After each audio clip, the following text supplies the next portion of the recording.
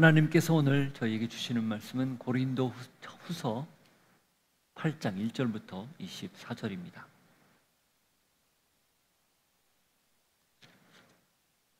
하나님께서 오늘 저희에게 주시는 말씀은 고린도후서 8장 1절부터 24절입니다. 같이 읽겠습니다.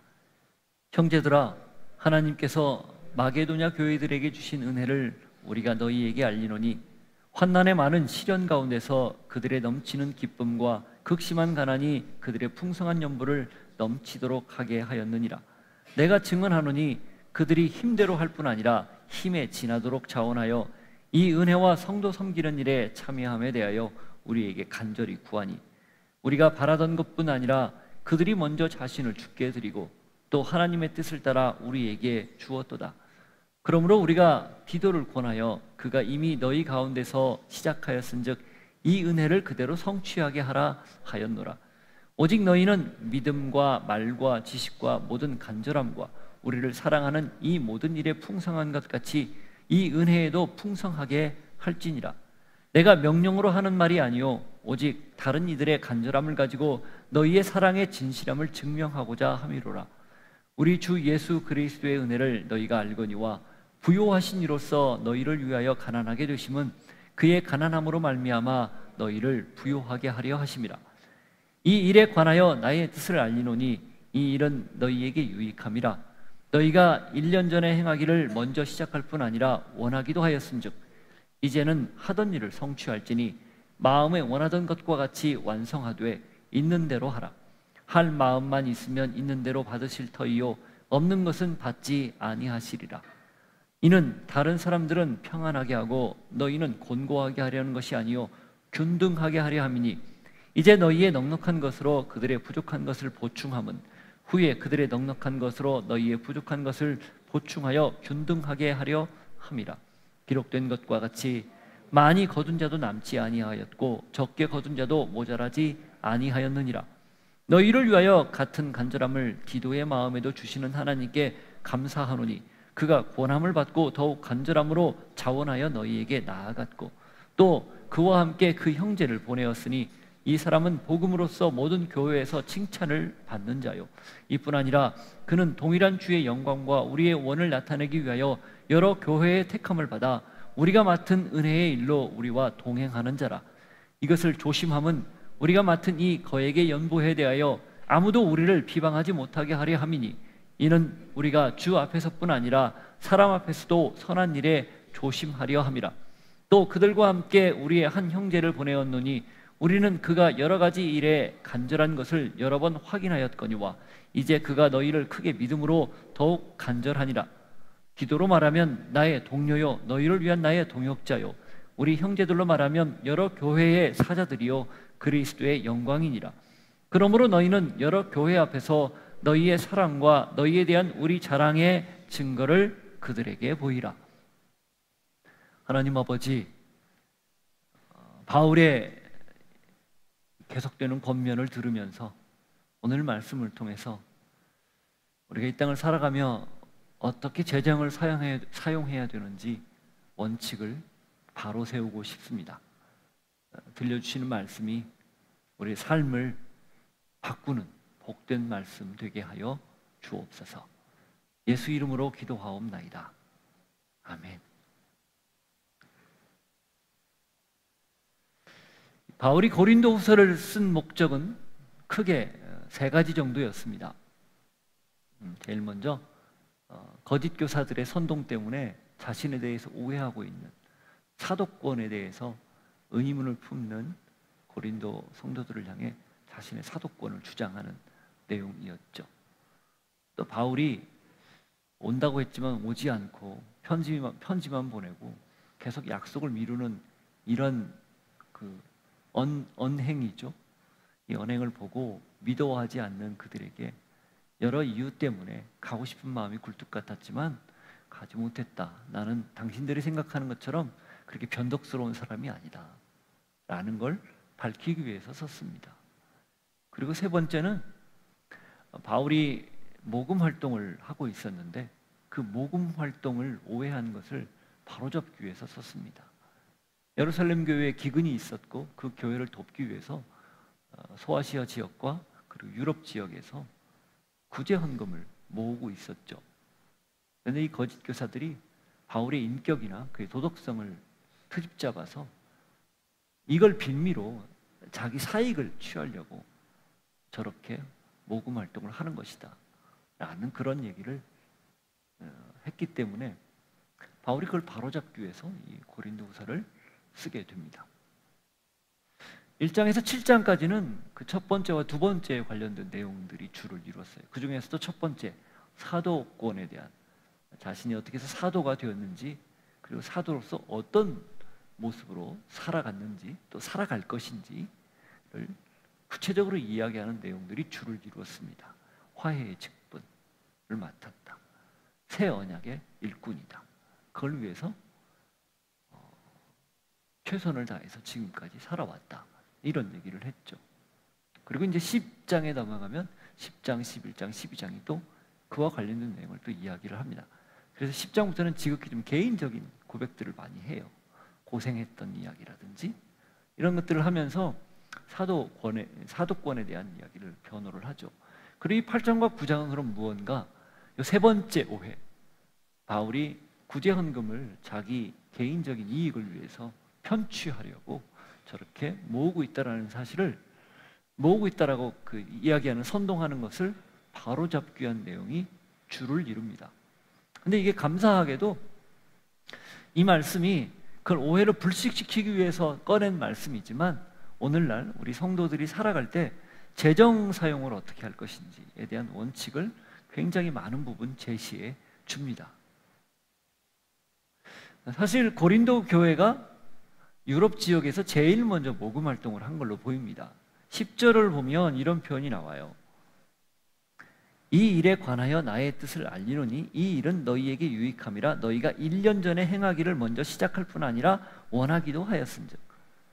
1년 전에 고린도 교회가 제일 먼저 모금 활동을 시작한 것으로 보이는 거죠. 그리고 그게 마게도니아 교회, 그러니까 이 고린도 지역의 이 발칸반도 아래쪽인데 그 고린도 해협을 지나서 고린도 이 그리스 남부 지역이죠. 그쪽이 이제 고린도 지역이고 그 위에가 북부 지역인데 그 북부 지역을 마케도니아라고 보통 부릅니다. 그 마케도니아 지역의 교회들이 빌립보, 데살로니가, 베르아 이 정도예요. 그 교회들이 고린도 교회에서 모금 활동을 한다는 이야기를 듣고 거기서도 자극을 받아서 시작을 했어요. 근데 지금은 어떤 상황이 됐냐면 바울에 대한 그런 거짓 교사들의 선동 때문에 오해가 생겨서 고린도 교회에서는 거꾸로 모금 활동이 중단된 겁니다. 마케도니아 지역에 있는 그 교회들은 풍성히 구제 헌금을 해서 그걸 이제 바울이 지나가는 길에 동역자들에게 맡기고 그걸 바울이 들고 고린도로 갈 참이었거든요. 그런 상황에서 바울이 이 마케도니아에서 편지를 쓰면서 이 내용을 언급을 하는 거예요. 그래서 내가 갈 때 그냥 헌금을 하게 하지 말고, 그때 바울이 왔으니까 우리가 뭐 헌금을 할까 이렇게 하지 말고 매 주일 조금씩 모아서 부담되지 않게 모아서 그걸 헌금을 하도록 해라, 이런 지침도 주는 거죠. 그래서 이 1년 전에 시작했던 모금 활동을 이제 마무리하라. 내가 가면 그걸 마무리해서 들고 예루살렘 교회로 방문할 수 있도록 그렇게 해달라라는 취지에서 이 8장, 9장을 쓰는 거예요. 동시에 바울이 개인적으로 헌금을 이렇게 편취하려고 하는 그런 의도가 없었다는 것도 밝히는 거죠. 그러면 왜 구제 헌금을 해야 하고 왜 재정 사용을 이렇게 투명하게 해야 되는가? 그 이유를 오늘 본문이 설명을 해주는 거예요. 그래서 8장, 9장을 내용을 잠깐 분해를 좀 설명을 해드리면 1절부터 5절까지는 마케도니아 교회가 보인 구제 헌금의 모범을 먼저 이야기합니다. 그 다음 6절부터 15절까지는 고린도 교회가 이미 시작했던 그 구제 헌금을 완결해달라, 이제는 마침표를 찍어달라, 그 얘기를 해요. 6절부터 24절까지는 바울이 그걸 위해서 디도를 포함한 동역자 2명, 그러니까 총 3명이죠. 3명을 파견한 이유를 잠깐 설명하고, 그리고 이 구제헌금을 어떻게 관리하고 어떻게 사용하는지에 대한 원칙을 설명을 해요. 투명성에 대한 이야기를 하는 겁니다. 재정의 투명성. 그리고 9장 1절부터 5절까지는 다시 한번 이 구제헌금을 이 관리하는 사람, 이 책임자 디도를 비롯한 사람들을 미리 파견한 목적을 설명을 해요. 그래서 추정하기로는 디도하고 3명, 2명이 같이 갔는데, 디도는 고린도 교회 소식을 듣고 바울에게 달려왔고, 나머지 2명은 거기에 바울이 올 때까지 기다리지 않았나, 관리를 위해서. 그러게 가는 추정이 되는 거죠. 그리고 마지막으로 9장 6절부터 15절까지는 구제헌금을 할 때에 혹은 헌금을 할 때에 바른 자세와 그 유익에 대한 이야기를 합니다. 그래서 이 8장 9장을 우리가 잘 눈여겨 읽으면 어떻게 재정을 볼 것인지 관점이 첫 번째 생기고, 그걸 봤다면 그 관점에 따라, 성경적 관점이죠, 어떻게 사용할 것인지에 대한 이야기를 합니다. 그 중에서도 8장은 9절이 핵심이에요. 예수님이 부요한 분이지만 가난하게 되었다라는 표현을 통해서 왜 그러면 가난하게 되었는가? 가난했던 우리를 부요하게 만들려고 그렇게 되셨다라는 십자가 대속의 원리를 설명하며, 그걸 재정을 어떻게 쓸 것인지에 대한 구체적 근거로 이야기합니다. 그래서 이 9절을 중심으로 1절부터 24절까지 아주 자세하게 이야기를, 재정 사용의 원칙, 방법, 투명성, 관리, 이런 것들을 이야기하는 거죠. 사실 재정 문제는 뭐 저도 그렇고 여기 계신 모든 분들 다 아마 넉넉하지 않다는 걸 알 수 있습니다. 넉넉하면 좋죠. 근데 그 넉넉한 게 과연 진짜 복일까? 부족하면 힘드니까 마찬가지죠, 다. 그런데 부족하다고 정말 부족한 것일까? 넉넉하다고 정말 넉넉한 것일까? 부족하면 불행하고 넉넉하면 행복할까? 사실은 아니라는 거예요. 어떻게 그걸 사용하느냐가 더 중요하다는 겁니다. 그걸 어떻게 사용하고 어디에 사용하느냐, 이게 더 핵심적인 가치라는 거예요. 그걸 오늘 말씀을 통해서 우리가 도전을 받고 이 재정 원칙을 같이 한번 삶에 적용했으면 좋겠습니다. 자, 사도권을 7장까지 강렬하게, 아주 간절하게 이렇게 변호하던, 자기 자신을 스스로 변호하던 바울이 약간 8장이 되면서 논조가 바뀌어요. 어떻게 바뀝니까? 8장 1절을 보십시오. 형제들아, 하나님께서 마게도냐 교회들에게 주신 은혜를 우리가 너희에게 알리노니, 이렇게 되어 있습니다. 형제들아 라고, 아델포스라는 표현이거든요. 형제들아 라고 부릅니다. 익숙한 표현이죠. 그런데 지금까지 고린도후서 1장부터 7장까지 내용을 보면 약간은 뉘앙스가 좀 바뀐 거예요. 좀 더 포근하고 따뜻한 느낌의 그런 전환점입니다.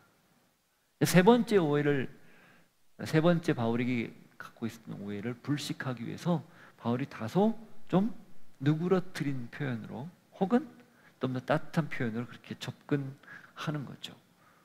그리고 마게도냐 교회가 가지고 있었던 내용들을 언급을 해요. 그런데 이 마게도냐 교회가 가지고 있었던 그 내용을 은혜라고 표현을 합니다.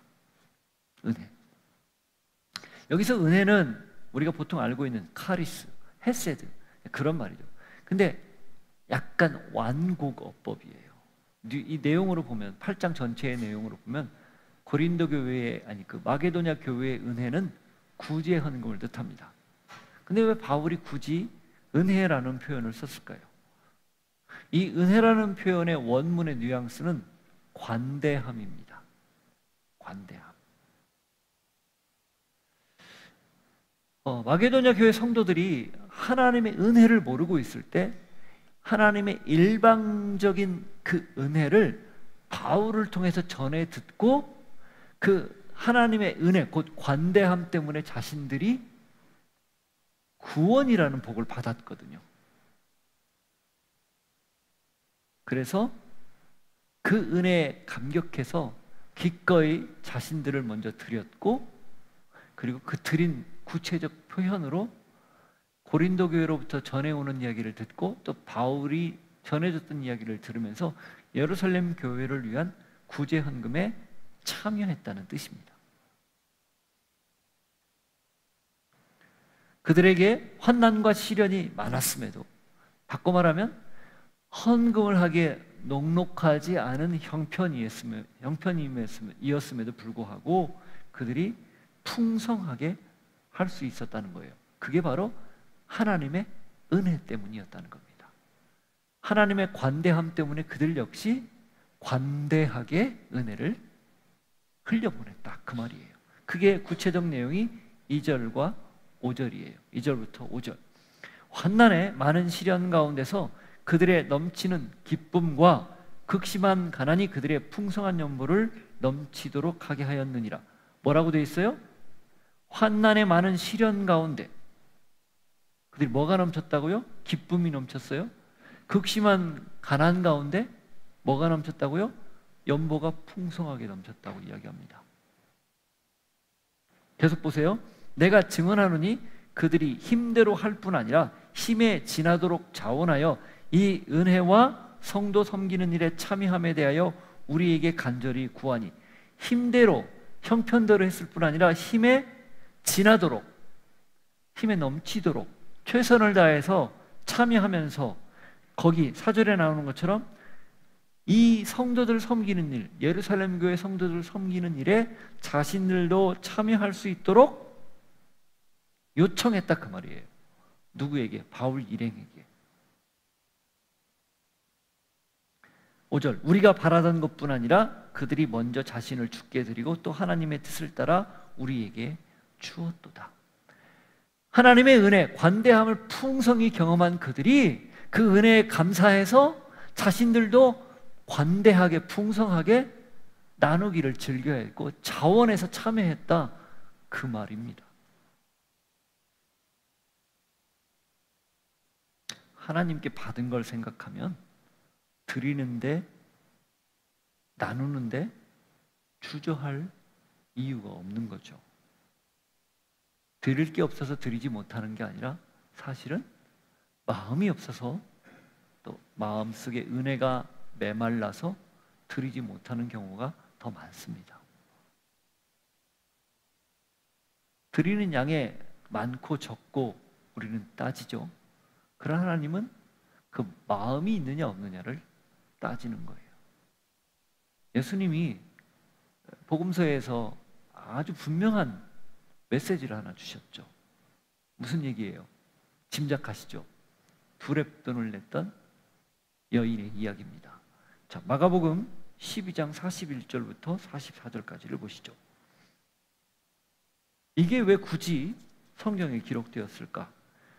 우리가 하나님 앞에 가진 것을 드릴 때 어떤 태도로 드려야 되는지를 명확히 가르쳐 주기 위해서예요. 당시 종교 지도자들은요, 성전에 들어갈 때, 그리고 유대인들은 그 성전에 들어갈 때 성전 연보함에다가 세겔을 넣었어요. 세겔. 성전세를 넣든지 성전에 들어갈 때마다 헌금을 했는데, 이 제사장들이 어떤 꼼수를 뒀냐면 헌금함을 좀 높이 이렇게 세워놓습니다. 높이 걸어놔요.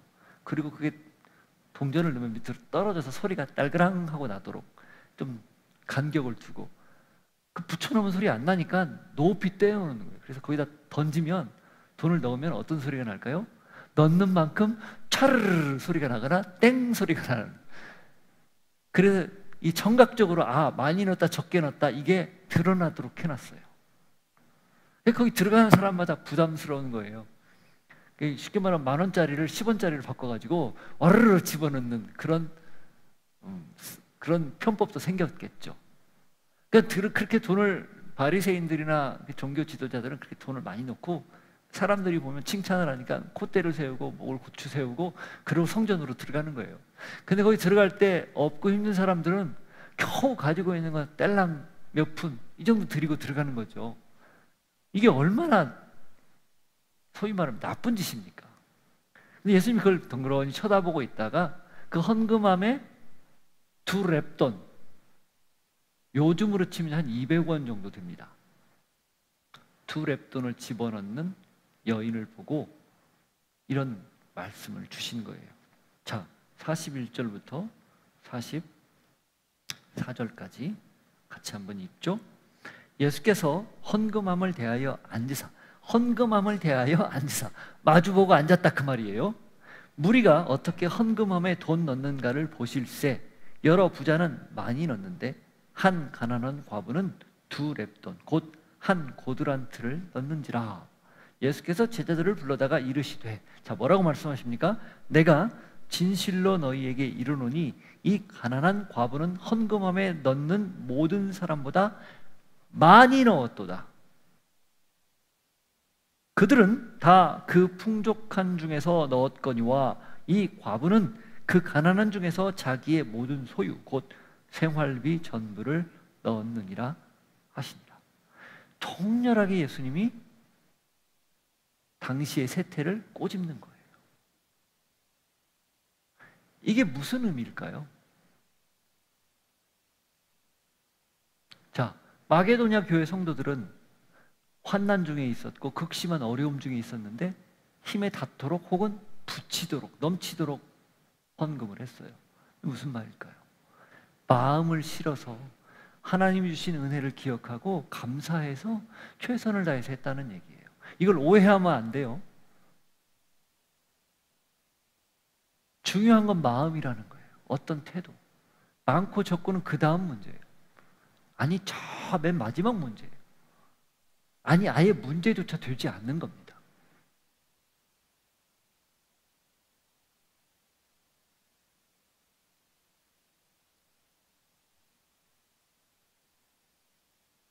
이 과부 역시, 그리고 마케도니아 성도들 역시 사람에게 보이려고 하지 않았다는 겁니다. 그냥 하나님께 있는 그대로 표현하는 거예요. 감사한 마음을 담아드린 거죠. 우리가 영과 진리로 예배한다 할 때, 영과 진리로 예배한다고 할 때 그 태도가 이런 태도예요. 마음을 실어서 하나님 앞에 예배하는 것, 마음을 실어서 하나님 앞에 드리는 것.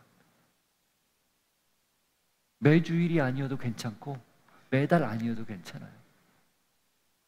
그냥 하나님께 드리는 그런 마음 가지고 내가 가진 것 중에 최선을 다해서 마음을 실어 드리면 그게 받으시는 예배라는 겁니다. 아무도 부담 갖지 않고 그냥 하나님이 좋아서 은혜를 기억할 때 그냥 값 없이 드리는 거죠. 대가 없이 드리는 거죠. 감격해서 드리는 거죠. 그게 우리가 가져야 할 재정을 하나님 앞에 위탁하고 드리고 하는 태도입니다. 이것이 예수 그리스도가 부한분이지만 가난을 자청한 이유예요. 그래서 우리에게 은혜를 주셨고 그 은혜를 받은 우리가 하나님 앞에 영과 진리로 예배하듯 그렇게 섬기라고 주신 이유입니다. 아깝지 않고 부족하지 않게 최선을 다해서 드릴 수 있는 거죠. 여러분 안에 그러한 분명한 원칙을 세우고 하나님 보기에 내 마음에 마음을 실어서 그렇게 온전히 드릴 수 있기를 축복합니다. 자, 바울이 디도를 보낸 이유를 다시 설명합니다. 디도를 왜 보냈어요? 편지를 보내고 그 편지를 통해서 바울에 대한 오해를 지금 바로잡고자 보냈잖아요. 그 이유가 또 하나가 바로 요 헌금에 대한 내용이었잖아요. 그래서 6절에 이렇게 표현합니다. 그러므로 우리가 디도를 권하여 그가 이미 너희 가운데서 시작하였은즉 이 은혜를 그대로 성취하게 하라 하였노라. 디도를 보냈을 때 보내면서 뭐라고 얘기했냐면 1년 전에 당신들이 시작한 것 그 이제는 완성해 주십시오. 이렇게 당부했고 아마 당도했을 때 너희들에게 그렇게 얘기했을 것이다. 그 표현을 쓴 거예요. 구제연금 시작했던 것 마무리했으면 좋겠다. 그거죠. 이어서 7절 보십시오. 오직 너희는 믿음과 말과 지식과 모든 간절함과 우리를 사랑하는 이 모든 일에 풍성한 것 같이 이 은혜에도 풍성하게 할지니라. 이 7절이 무슨 말이냐? 너희 안에는 믿음도 말도 말솜씨도 지식도 그다음 간절함, 열망이죠. 그리고 우리를 사랑하는 바울과 그 일행을 존중하고 사랑하는 그런 모든 일이 넘치도록 많다는 거예요. 그만큼 이제 당신들이 계획했던 이 구제 헌금도 풍성하게 마무리를 해주면 좋겠다. 이렇게 말하는 겁니다.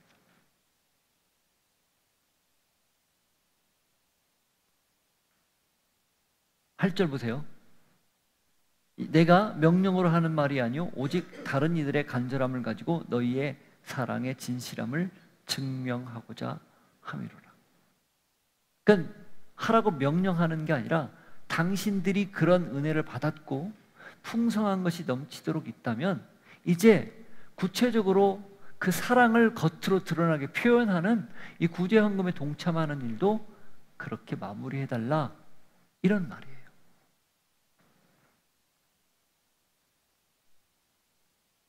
탁월한 은사, 탁월한 말솜씨, 믿음 많이 있어요. 고린도전서에서 이미 저희가 봤죠. 고린도 교회 안에 어떤 많은 은사들이 있었는지. 그러나 그 모든 것들보다 은혜로운 활동, 곧 사랑을 표현하는 것에서 제일 뛰어나야 된다. 그 얘기하는 겁니다.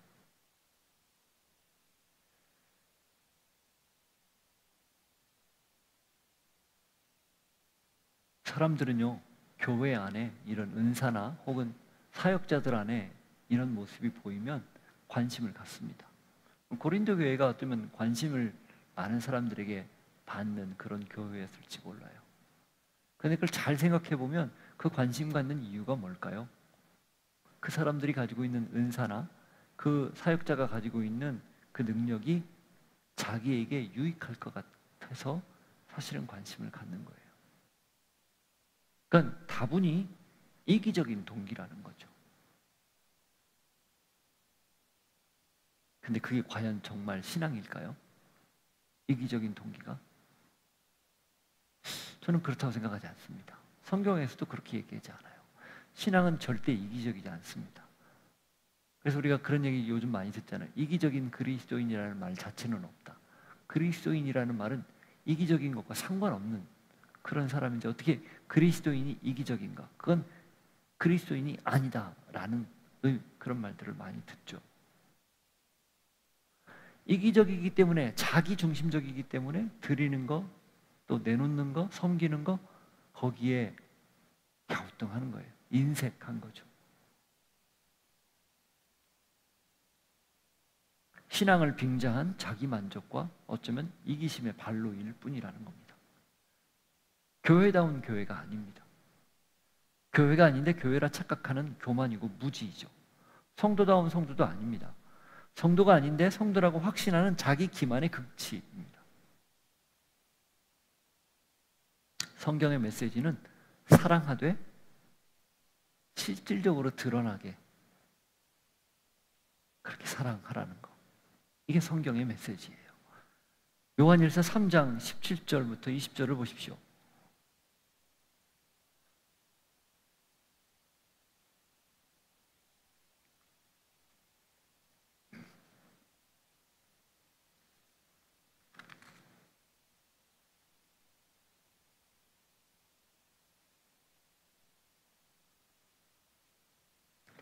누가 이 세상의 재물을 가지고 형제의 궁핍함을 보고도 도와줄 마음을 닫으면 하나님의 사랑이 어찌 그 속에 거하겠느냐?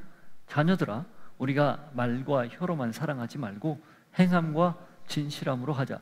이로써 우리가 진리에 속한 줄을 알고 우리 마음을 주 앞에서 굳세게 하리니 이는 우리 마음이 혹 우리를 책망할 일이 있어도 하나님은 우리 마음보다 크시고 모든 것을 아시기 때문이라. 18절만 딱 떼어서 우리가 많이 들었어요. 근데 이 18절 말씀이 어떤 맥락에서 나왔는가? 17절의 맥락에서 나온 거예요. 이 세상의 재물을 가지고 형제의 궁핍함을 봤는데 도와줄 마음을 닫는다면 그 말이에요. 하나님의 사랑이 그 속에 있다라고 누가 말하겠느냐? 그러니 말과 혀가 아니라 행함과 진실함으로, 진실한 마음으로 하자, 이 이야기를 하는 거죠. 그리고 그렇게 했을 때 진리가 그 안에 있다는 것을 증명하는 것이다. 진리를 알지니 진리가 너희들을 자유케 하리라 할 때 그 자유롭게 한다라는 말 속에 많은 것들을 담아요. 아니, 이 세상에 거의 대부분의 모든 것들을 담을 거예요. 이 맥락으로 보면 재정 사용의 원칙도 담겨 있다는 겁니다.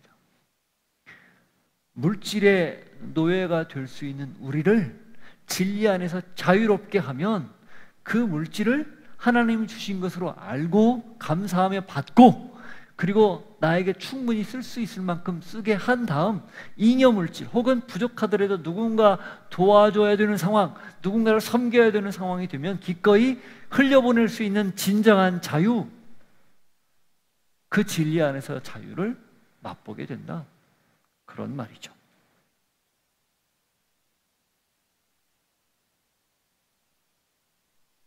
예수님이 부요하지만 가난하게 된 것, 그 이유, 그것은 그렇게 은혜를 받았으니 말과 혀가 아니라 행함과 진실한 마음으로, 진실한 모습으로 그렇게 사랑하며 살도록, 흘려보내며 살도록 하기 위해서. 그러니 은혜로운 활동, 곧 사랑하고 섬기는 활동에도 뛰어나야 된다는 것, 그걸 알려주기 위해서입니다.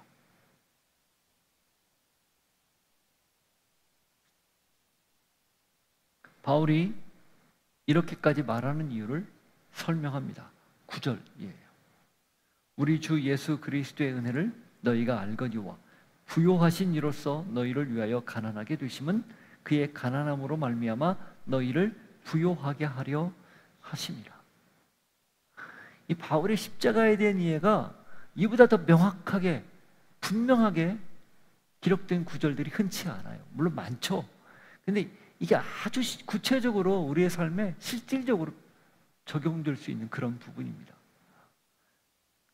바울이 볼 때 예수님이 지신 십자가는, 아니 그 이전에 예수님의 공생에, 그 이전에 예수님의 성육신, 예수님 생애 전체를 보면 부요했던, 부하였던, 부자였던 분이 스스로 가난에 처해지는, 하늘 보좌에 계셨던 분이 이 땅에 사람들의 모양으로 나타나는 그 이유, 그게 바로 그 부요함을 가난에 처해 있던 사람들로 하여 부함에 이를 수 있도록 만들기 위한 사랑의 표현이었다, 그거죠. 이게 마케도니아 교회가 가지고 받았던 은혜, 1절 나왔죠? 그 표현의 구체적인 모습입니다. 야고보서 2장 5절을 보십시오.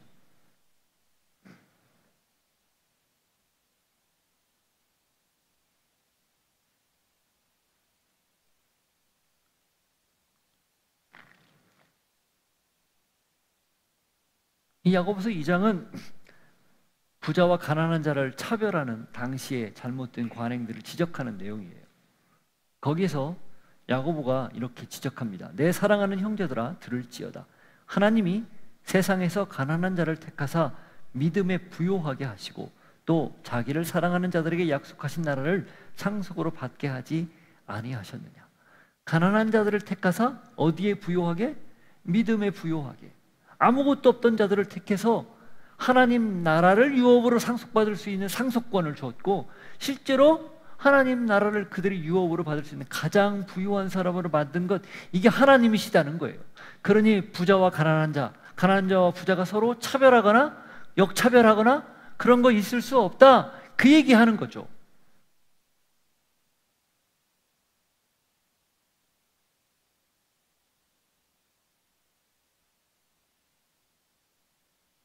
믿는 사람들이 가져야 할 태도입니다.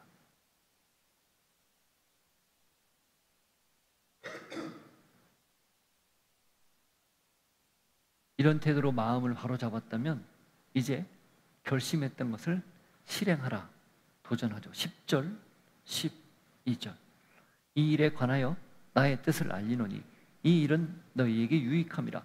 너희가 1년 전에 행하기를 먼저 시작할 뿐 아니라 원하기도 하였은즉 이제는 하던 일을 성취할지니 마음에 원하던 것과 같이 완성하되 있는 대로 하라. 할 마음만 있으면 있는 대로 받으실 터이요 없는 것은 받지 아니하시리라. 한마디로 1년 전에 시작했던 거 마무리해달라, 그겁니다. 예수님의 십자가를 생각하면 지극히 정상이고 당연한 결과다. 그러니 이제 그걸 마무리해달라. 헌금을 독려하는데 이렇게 말을 하는 거예요. 얼마나 지혜롭습니까? 다른 말을 하지 않아요. 많이 바치면 하나님이 복 주실 겁니다. 말라기서 11조 규례 그 내용 막 인용하면서 이렇게 하지 않아요. 그냥 받은 은혜 생각하면 그 은혜에 감사하면 자발적으로 드릴 수 있는 겁니다. 원칙만 제시해요.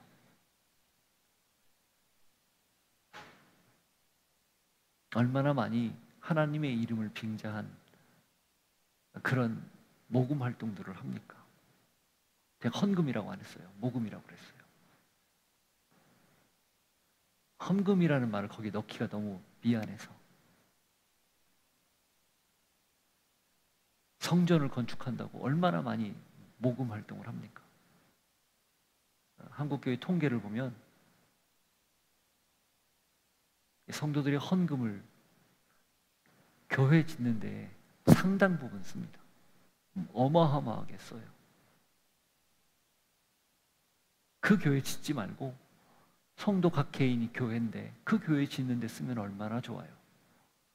똑같이 교회 지었는데 겉으로 보이는 건물 짓지 말고 성도들 개개인을 건강하게 짓는 데 쓰면 그게 얼마나 아름다운 재정 사용입니까?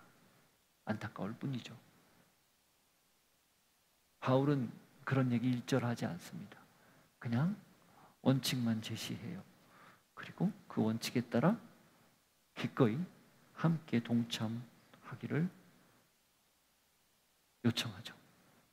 출애굽기 16장 18절 말씀까지 인용하면서 13절부터 15절에 이렇게 연이어 이야기합니다.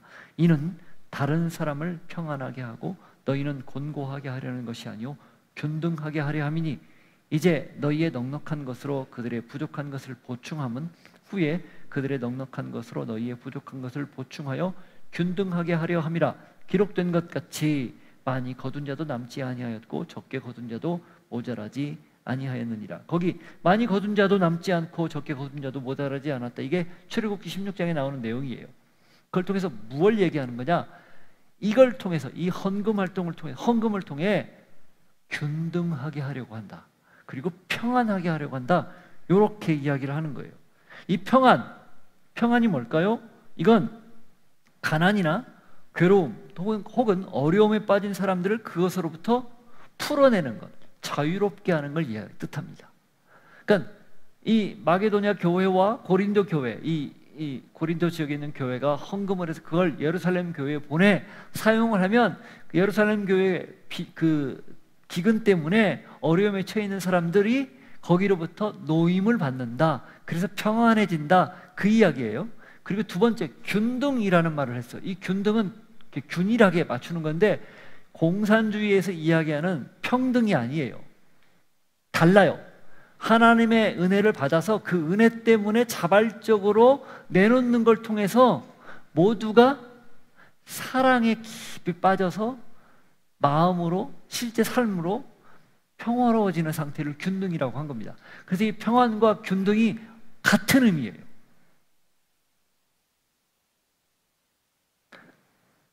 평등이라는 말과 쉽게 말하면 평화라는 말이 equal이라는 거예요.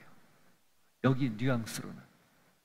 그러니까 바울의 의도는 구제헌금을 독려하고 이렇게 하라고 하는 이유는 어려움에 빠진 사람들이 그 어려움에서 벗어나서 당신들이 지금 누리는 평안처럼 비슷한 것을 누릴 수 있도록 하는 역할을 하기 때문입니다. 이 말이에요. 그리고 혹여 당신들이 나중에라도 혹여 그런 어려움에 빠지면 도움을 받았던 사람들이 또 그걸 흘려보내서 당신들도 그 어려움에서 벗어나 평안하게 되는 그런 일을 위해서 이걸 하라, 그 얘기입니다. 이걸 그런데 조금 더 생각을 해보면 예수님의 십자가가 뭘까요? 예수님의 부활대 가난을 자처했을까요? 가난했던 우리에게 부함을 누려서 예수님이 가지고 있었던 평강, 그걸 우리도 누리도록 하기 위해서라는 거예요. 하나님이 의로우신 분이고 예수님이 의로우신 분인데 왜 스스로 불의한 십자가에 당신의 몸을 내주었는가? 그 불의한 십자가에 당신의 몸을 내주음으로 불의했던 우리가 의롭다 체감을 받고 평강을 얻게 하기 위해서라는 거예요. 그러니 그게 십자가 원리이니 삶에서도 실제로 실생활에서도 그렇게 할 수 있도록 서로 도와야 된다. 한마디로 그 얘기입니다. 그렇기 때문에 옵션이 아니라 필수라는 거예요. 마케도니아 성도들이 이 원리를 알았기 때문에 기꺼이 힘에 붙이도록 섬겼다는 거죠. 지금 고린도 지역은 아주 풍성한, 경제적으로 윤택한 그런 곳이거든요. 당신들도 그런 마음 다시 다잡고 원래 가졌던 그 마음 회복해서 이 헌금하는 거에 동참해달라, 그렇게 얘기하는 거죠. 여러분 어떻습니까? 목사인 저도 간혹 헌금할 때 아까운 생각이 들 때 있어요. 최 목사가 그 정도밖에 안 되는구나, 신앙이. 근데 그 정도밖에 안 돼요. 그러니 다 비슷한, 저보다 낫겠죠.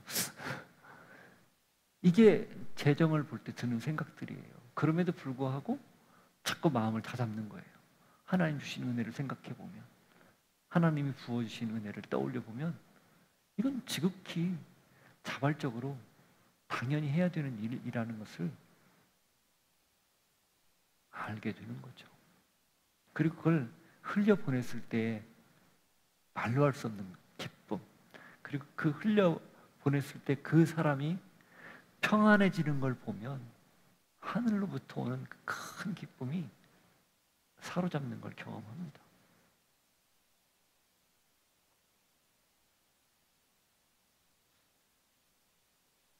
여러분에게도 이 말 듣고 또 부담스러워서 막 어떻게 해야 되나 전전긍긍하지 마시고 평안하게 자유롭게 하나님 주신 마음으로 그렇게 무시로 주신 마음으로 자유롭게 섬길 수 있는 은혜가 있기를 바랍니다.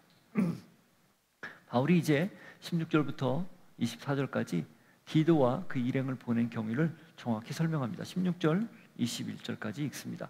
디도를 위하여 같은 간절함을 너희를 위하여 같은 간절함을 디도의 마음에도 주시는 하나님께 감사하노니 그가 권함을 받고 더욱 간절함으로 자원하여 너희에게 나아갔고 또 그와 함께 그 형제를 보내었으니 이 사람은 복음으로써 모든 교회에서 칭찬을 받는 자요 이뿐 아니라 그는 동일한 주의 영광과 우리의 원을 나타내기 위하여 여러 교회의 택함을 받아 우리가 맡은 은혜의 일로 우리와 동행하는 자라.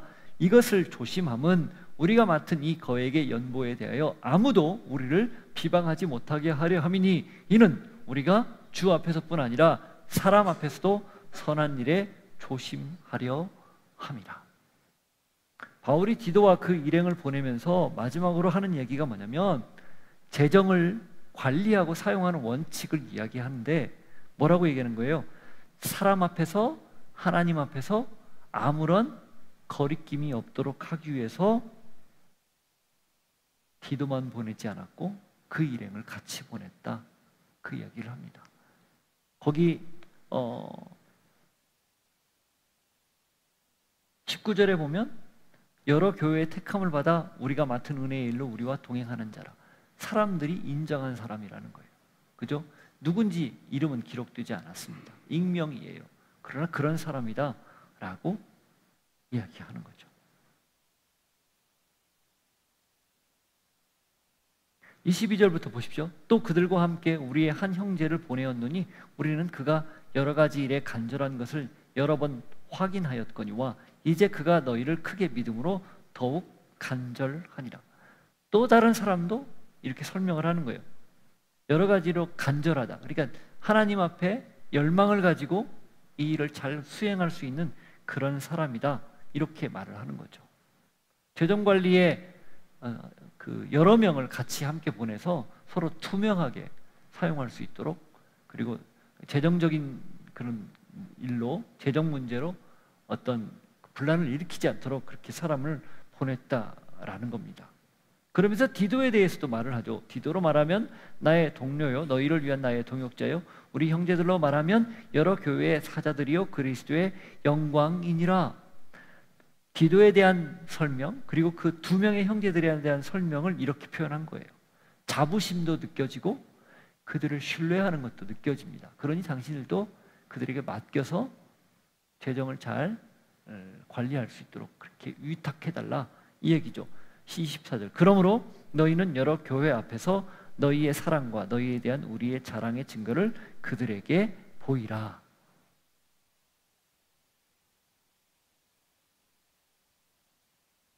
바르지 않은 재정 관리 그리고 사용은 그리스도께서 가난하게 돼서 우리를 부하게 만든 은혜를 망가뜨립니다. 그게 교회 재정이든 개인의 재정이든 마찬가지예요. 재정을 사용할 때 있어서 가장 중요한 게 따라서 청지기 원칙입니다. 맡았다는 거예요.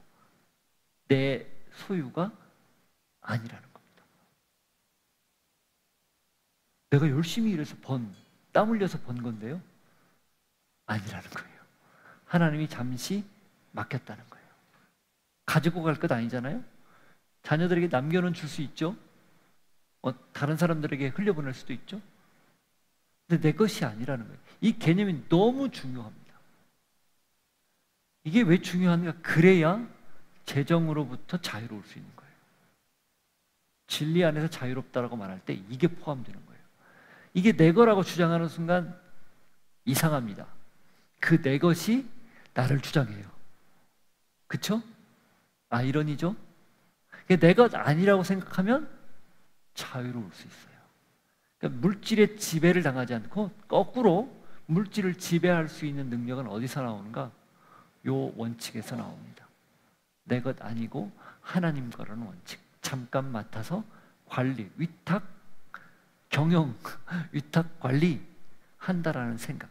이게 그리스도께서 부하지만 가난하게 되셔서 우리를 구원으로 이끈 이유예요. 뭡니까? 뭘로부터 자유로우라고?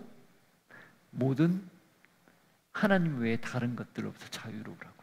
그 하나님 외에 다른 강력한 제일 뭡니까? 그게 큰 게 물질이죠. 만몬이죠.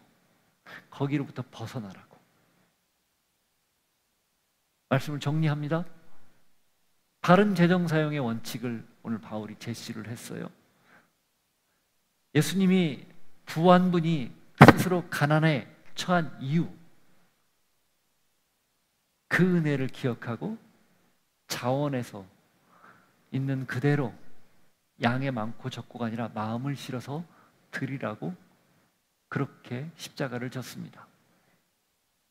또 다른 이유, 우리가 섬기는 일에도 탁월해야 된다. 나누고 베풀고 흘려보내는 일에도 탁월해야 된다 라는 걸 알려주기 위해서 그렇게 말씀하셨어요. 또 하나, 예수님이 우리의 필요를 채워주셨듯 우리 역시 서로의 필요를 채워주는 것이 마땅하다. 그리고 주님과 사람 앞에서 바르게 관리하고 흘려보내고, 그래서 물질을 섬기지 말고 하나님과 이웃을 섬기라고 그렇게 부하셨던 분이 가난해지셨다라는 거 기억하고 살면서 그런 바른 원칙을 가지고 재정을 마음껏 부리면서 살 수 있는 여러분들 모두가 되기를 축복합니다. 같이 기도하죠. 지금은 우리 구주 예수 그리스도의 은혜와 하나님 아버지의 사랑과 성령님의 교통하심이 부하지만 가난을 자처하여 우리를 부요하게 하신 하나님의 은혜를 생각하며 우리가 가진 것 전부를 드려 하나님의 나라, 하나님의 백성들을 세우고 돌보는데 그렇게 쓰임받기를 소망합니다. 결단하는 주의 백성들을 머리 위에 삶의 자리 위에 함께 하시기를 간절히 축원하옵나이다. 아멘.